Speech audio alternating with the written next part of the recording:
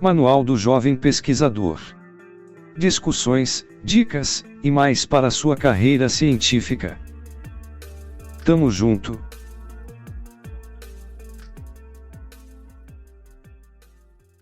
Vamos pensar em um cenário bem específico. Alguém pega um artigo científico recém-publicado, tipo numa revista de biofísica super rigorosa. Aquele tipo de texto denso, né? Exato. Um texto cheio de modelos complexos de inteligência artificial, um monte de jargão matemático que quase ninguém entende. Mas o que não está no resumo daquele artigo é que, escondida no meio de todas essas equações, tem uma tática muito sofisticada de apologética religiosa. Nossa, e disfarçada de ciência pura, né? Pois é. Hoje, o nosso mergulho vai direto para os bastidores de um movimento que, olha, silenciosamente está redefinindo crenças, debatendo a sobrevivência do planeta e travando uma verdadeira corrida armamentista algorítmica. E o mais interessante é que o cenário de fundo para tudo isso é o Brasil, sabe? O foco da nossa análise de hoje é um campo que tem crescido muito, mas que opera de um jeito meio fragmentado ainda, que é a pesquisa acadêmica sobre o ateísmo no país. E a gente tem bastante material para isso, né? Muito. O material que fundamenta a nossa discussão vem de uma mesa redonda imensa, reunindo pesquisadores de ponta. São sociólogos, historiadores, filósofos, ativistas com PhD. Tem nomes de peso aí. Com certeza. Nomes como Jorge Guerra Pires, a Kelly, que assina como o Gaia Viva, o Marco Cavalcante, o Guilherme Natividade, o Chileno Gomes e o Ricardo Cortez Lopes. É uma base de dados fantástica. Bom, antes da gente abrir esses dados, é absolutamente fundamental estabelecer as regras do jogo aqui para quem nos ouve. Nosso programa mantém uma postura de imparcialidade estrita. Isso é crucial. A nossa missão não é tomar partido em debates teológicos milenares. De jeito nenhum. Não cabe a nós decidir quem tem razão entre a religião e o ateísmo, nem validar a crença de ninguém. O objetivo é pegar essa lente acadêmica e entender o comportamento humano por trás dos números, sabe? E o que torna tudo isso fascinante é justamente observar os mecanismos. Como essas ideias operam na prática. Tipo, como elas moldam a cultura e geram atritos institucionais de verdade. Certo, vamos destrinchar isso. Porque, lendo as anotações dessa mesa redonda, fica muito evidente que o ateísmo no Brasil contemporâneo, ele quebrou totalmente aquele molde antigo. Ah, sem dúvida. Aquela coisa passiva já era. Sim. Sabe aquele quadradinho do censo demográfico, onde a pessoa só marca sem religião e a história acaba ali? Isso não existe mais. Os dados mostram uma realidade bem mais complexa. Eles revelam desde táticas de guerrilha acadêmica até discussões profundas sobre ética suméria. Nossa, sim.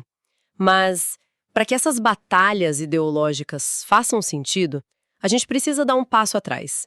Quem é, afinal, a pessoa que preenche esse quadradinho hoje? Então, o sociólogo Guilherme Natividade trouxe um mapeamento muito revelador sobre isso.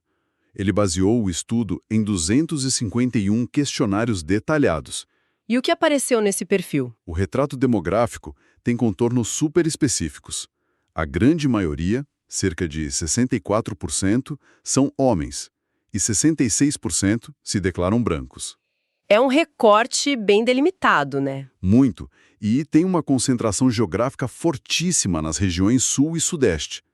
Além disso, um traço marcante é o alto grau de escolaridade. Tem uma presença massiva de pessoas no ensino superior. O que já levanta uma hipótese bem interessante. Esse recorte de raça, gênero e região sugere que, para se assumir ateu no Brasil, talvez seja necessário um certo nível de privilégio social. Faz todo sentido. Ou, no mínimo, um acesso à educação formal que não é a realidade de todo o país, sabe? Mas o que realmente deu um nó na minha cabeça, além dos dados do Guilherme, foi uma contradição gigante sobre a questão do ativismo. Ah, esse é o paradoxo central do estudo dele. Olha só os números. Quase 80% das pessoas consultadas, 79% na mosca, na verdade, afirmam que o ativismo ateu é uma necessidade urgente na sociedade. Tá, a esmagadora maioria acha vital, mas e na prática? Aí que tá. Quando perguntados sobre a própria atuação, 62,5% declaram que não são militantes. Eles não participam de organizações, não dão a cara a tapa, ficam de fora. Espera aí. Se quase 80% concorda que a causa é urgente, mas mais da metade se recusa a agir, isso me soa como um caso clássico do efeito espectador em escala nacional. Como assim, efeito espectador? Sabe aquela situação onde todo mundo concorda que o prédio está pegando fogo e que alguém precisa chamar os bombeiros, mas ninguém tira o telefone do bolso esperando que o vizinho faça isso? A questão é, por que isso acontece? É só apatia política? Então, isso levanta uma questão importante, porque a pesquisa indica que o buraco é bem mais embaixo. Não é preguiça cívica, é um mecanismo de autodefesa mesmo. Autodefesa contra o quê, exatamente? Contra a rejeição. Os dados apontam para um medo palpável que o campo de estudo chama de teofobia. Teofobia? Caramba! Imagina o contexto de um país com raízes religiosas profundas como o Brasil. Assumir o ateísmo publicamente pode significar atrito em jantares de família, portas fechadas no mercado de trabalho e isolamento social. Faz sentido, o atrito é tão real que muita gente deve preferir usar termos mais leves, tipo sem religião ou agnóstico. Exatamente. Soa muito mais palatável do que carregar o peso cultural da palavra ateu. E esse instinto de preservação ganha uma dimensão muito mais sombria quando a gente olha para cenários extremos discutidos nessa mesa redonda. Se diz o caso internacional que eles citaram? Isso.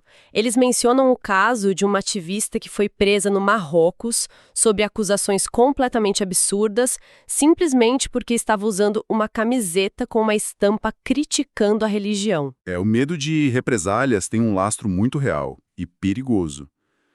Mas aí fica a dúvida, será que o movimento sempre teve essa cara de guerra fria social aqui no Brasil? Pois é, eu fiquei super curiosa com o contexto histórico disso. O trabalho do sociólogo Ricardo Cortes Lopes ajuda muito a desenhar essa linha do tempo. Ele divide a história do ateísmo brasileiro em 3 fases bem distintas. Qual seria a primeira? A primeira ele chama de fase incipiente. Ela vai da época colonial até o século XIX. Como o nome já diz, era algo super embrionário. Imagino que devia ser perigosíssimo demais, né? Muito. Não tinha internet, não tinha fórum de discussão. Era uma descrença totalmente isolada e guardada a 7 chaves pela pessoa. Com certeza. Faz todo sentido considerando que durante boa parte desse período existiu o medo literal da Inquisição, ou punições bem severas do Estado mesmo. Exato. Aí a mudança de engrenagem acontece na segunda fase, que ele chama de revolucionária.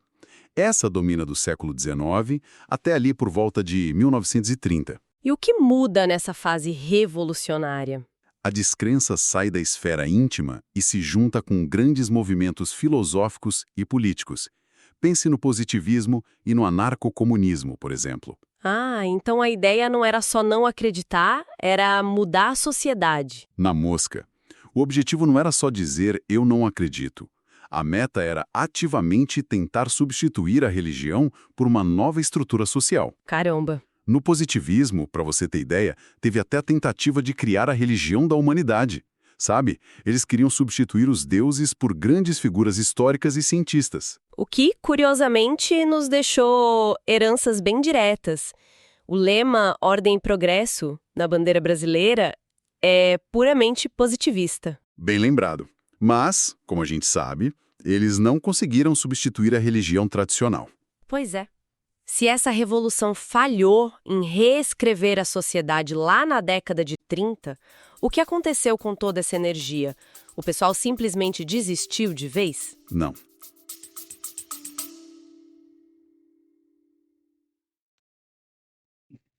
Olá, nós vamos fazer uma pequena pausa no show para convidar vocês a conhecer meu projeto jovempesquisador.com. O jovempesquisador.com é um projeto que envolve blog, cursos, livros.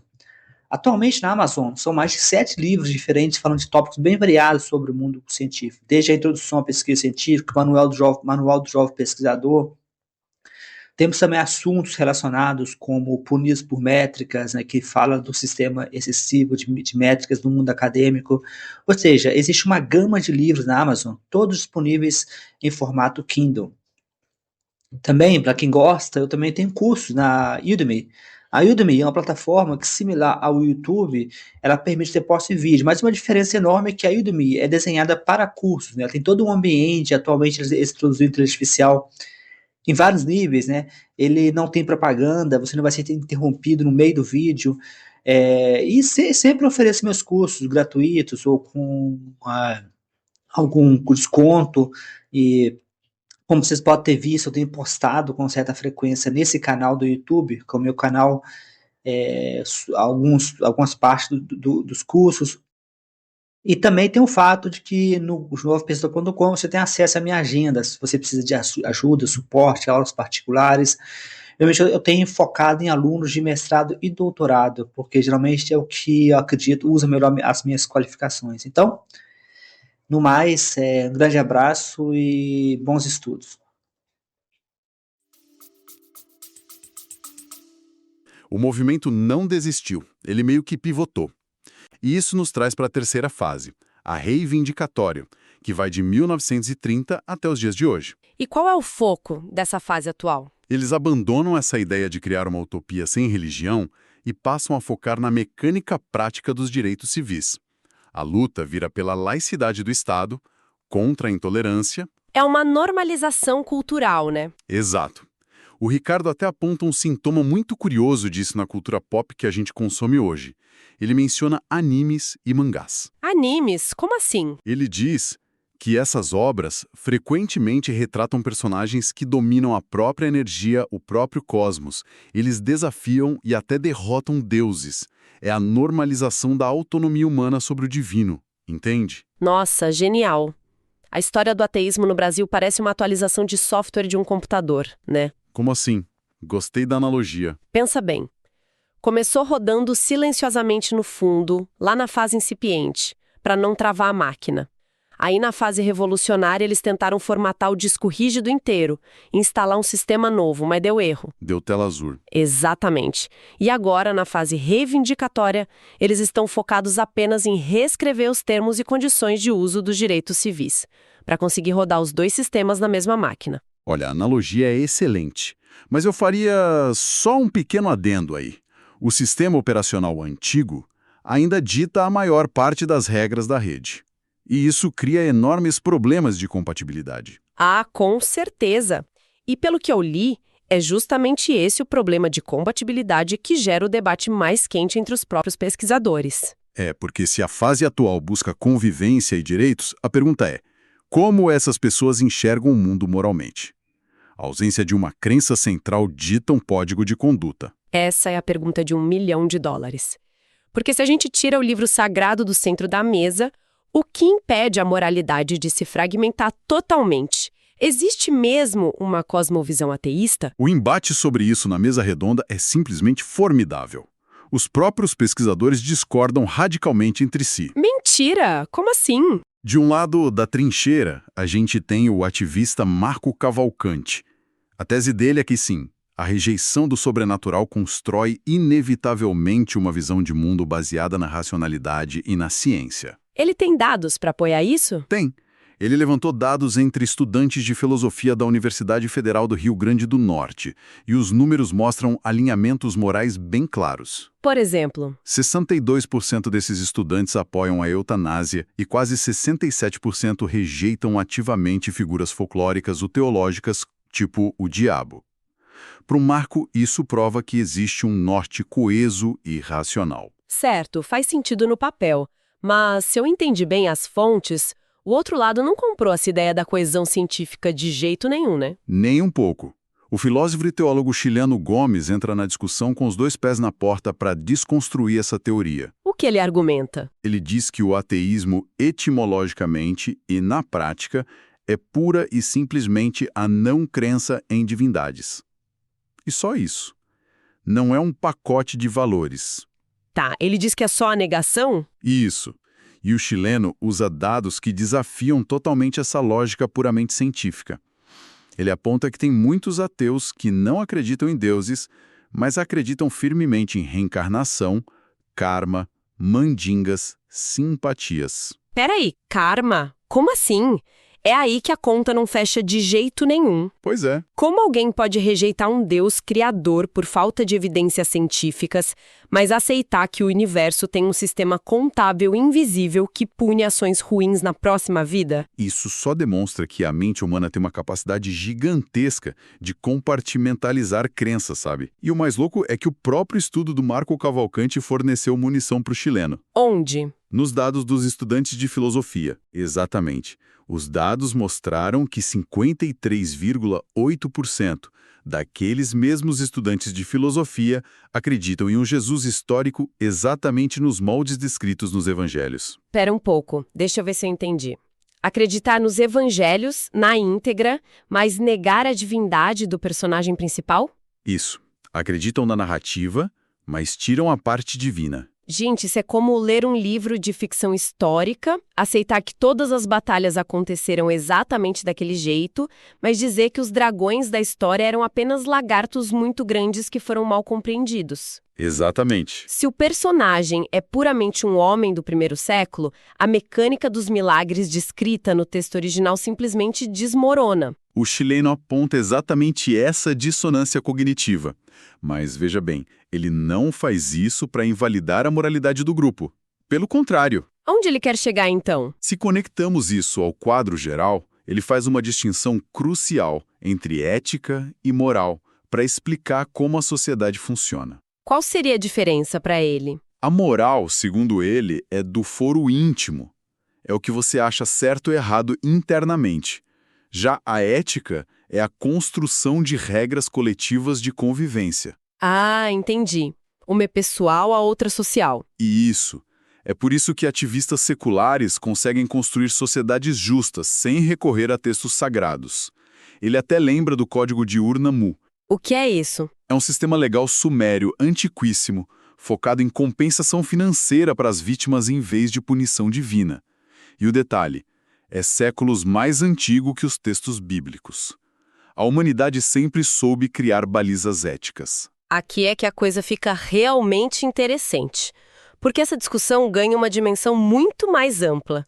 A gente sai da filosofia pura e entra na biologia e na história do nosso planeta. Você está falando da teoria da Kelly, né? Isso, a historiadora Kelly, que usa o codinome Gaia Viva. Ela propõe uma teoria que joga uma luz completamente diferente sobre as religiões dominantes. Ela foca no impacto ecológico. O conceito que ela introduz das religiões abraâmicas como uma monocultura é fascinante. Como funciona isso? Explica pra gente. O uso do termo monocultura por ela é uma intersecção brilhante entre antropologia e biologia. Na agricultura, a monocultura é plantar uma única espécie numa área gigantesca, né? O que acaba esgotando os nutrientes do solo e destruindo a biodiversidade local. Perfeito. A Kelly argumenta que religiões expansivas fazem exatamente a mesma coisa com a cultura humana. Ao impor uma única forma de pensamento, elas apagam saberes locais, dizimam visões de mundo indígenas e criam um desconhecimento geral sobre o próprio bioma. Ou seja, você pega um sistema de crenças que nasceu num ecossistema de deserto, com todas aquelas metáforas de ovelhas e pastores, e impõe isso de forma agressiva para povos originários que vivem, sei lá, numa floresta tropical úmida, ignorando completamente a relação deles com a fauna e a flora locais. Esse é o mecanismo clássico da colonização cultural. Mas a consequência mais grave que a Kelly aponta é a ideia do que ela chama de paraíso de reserva. Paraíso de reserva, como um backup? É tipo isso. Como essa monocultura religiosa prega que a verdadeira vida, a vida perfeita, só acontece depois da morte, num plano espiritual, rola uma desconexão fatal com o aqui e agora. É aquele pensamento de que o planeta Terra é só uma sala de espera ou um rascunho? Exato. Se a sala de espera está pegando fogo ou sendo desmatada, não importa tanto porque o destino final é outro, superior. Para o etnocídio. Sem urgência de preservar o único mundo que existe, a exploração desenfreada encontra uma justificativa silenciosa. É de cair o queixo, né? Mas isso levanta um questionamento histórico que não quer calar. Essa monocultura religiosa predatória, ela é uma falha inerente à própria estrutura do monoteísmo em si, que só aceita uma verdade? Ou seria outra coisa? Pois é, ou ela foi só a ferramenta histórica mais conveniente e eficiente que o colonialismo encontrou para homogeneizar e dominar os povos. A análise sugere uma relação simbiótica aí.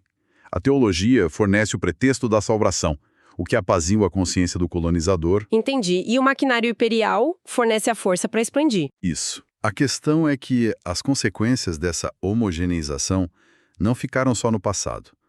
O atrito de tentar encaixar a diversidade humana nessa monocultura explode o tempo todo nas instituições modernas, principalmente na educação. E aí que entra o relato super prático da Kelly na mesa redonda. Porque até agora a gente estava em conceitos amplos, mas ela trouxe uma história de uma escola pública que, nossa, parece que saiu do século XIX. Esse relato ilustra perfeitamente a colisão de mundos. Imagina só, a diretora de uma escola estadual laica decidiu que ia punir todos os alunos de uma turma pelo erro de apenas alguns. E a justificativa pedagógica para isso? Uma citação bíblica.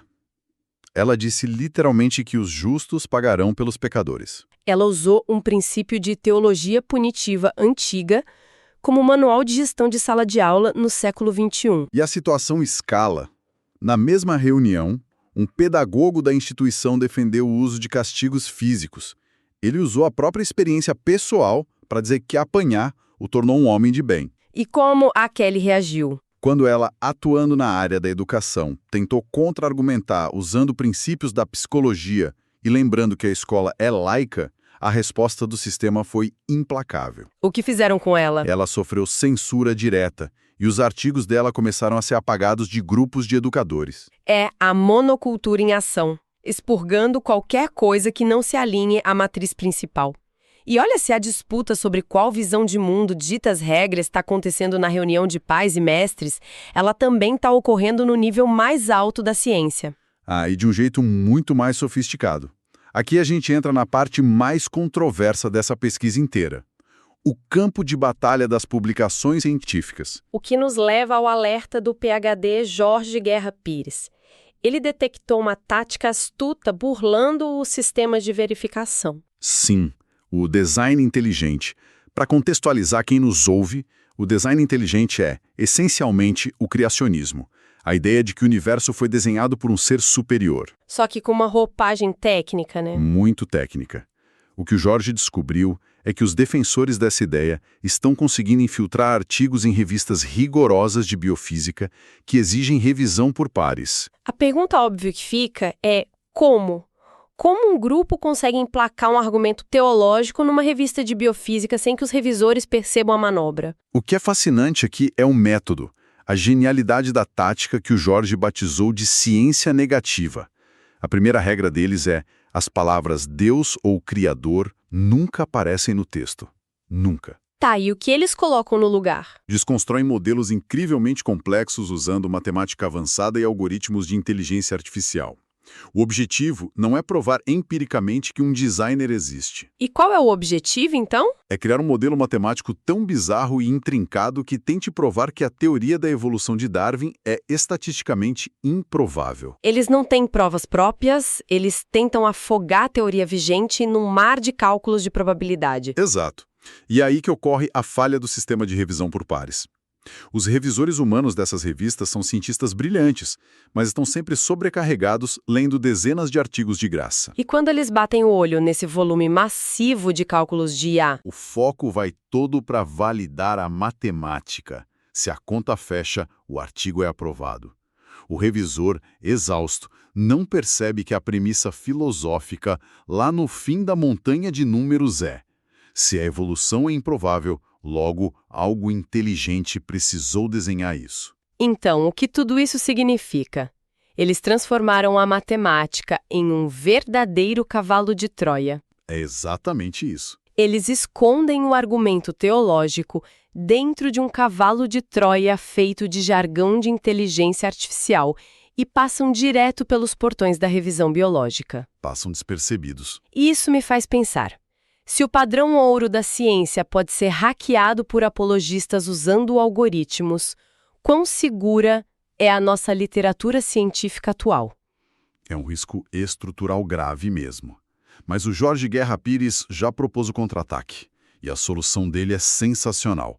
Ele quer combater fogo com fogo. Como assim? Ele propõe a criação de modelos de inteligência artificial, tipo essas arquiteturas GPT, treinados especificamente para ler os artigos submetidos e farejar essa linguagem apologética escondida. Combater fogo algorítmico com fogo algorítmico. Uma autêntica corrida armamentista silenciosa dentro dos servidores da ciência, de um lado IAs camuflando ideias não científicas, do outro IAs treinadas como cães de guarda para proteger a revisão. Olha, ao recapitular todo esse percurso, fica muito nítido que o ateísmo no Brasil é um objeto de estudo incrivelmente denso.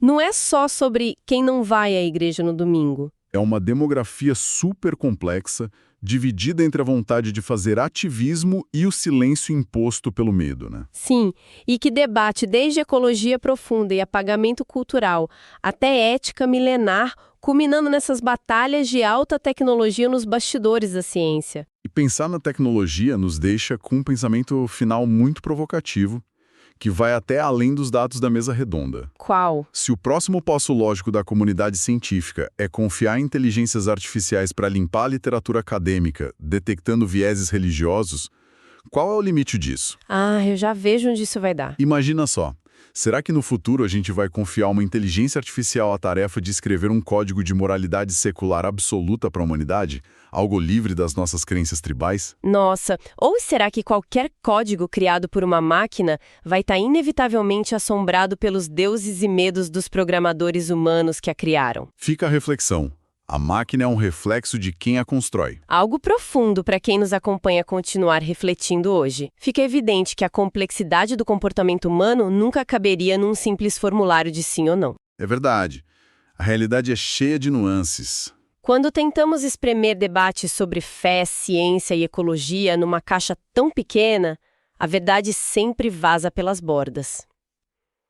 Agradecemos muito a companhia de todo mundo neste mergulho intelectual intenso. Continuem explorando as próprias crenças e as fontes que trouxemos. Até a próxima!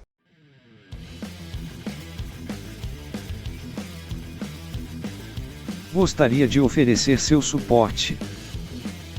Compre nosso e-book na Amazon, nosso curso na Udemy, ou Buy Me a Coffee.